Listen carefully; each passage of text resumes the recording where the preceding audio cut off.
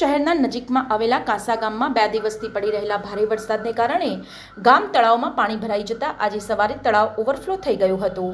છેલ્લા 2 દિવસથી સમગ્ર ગુજરાતમાં પડી રહેલા ભારે વરસાદને કારણે ઠેર ઠેર પાણી ભરાઈ ગયા છે અને ક્યાંક ક્યાંક જનજીવન પ્રભાવિત થયું છે। ત્યારે વિસનગર તાલુકાના કાસા ગામમાં આવેલા વિશાળ તળાવ આજે ઓવરફ્લો થતા ગામ લોકો જોવા ઉમટી પડ્યા હતા।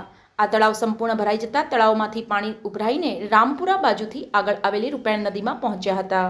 સમાચાર અને જાહેરાત માટે સંપર્ક કરો પ્રકાશ સોની 94 294 35 034, અલ્પેશ બારોટ 93 774 26 544। વિસનગર કે ન્યૂઝ।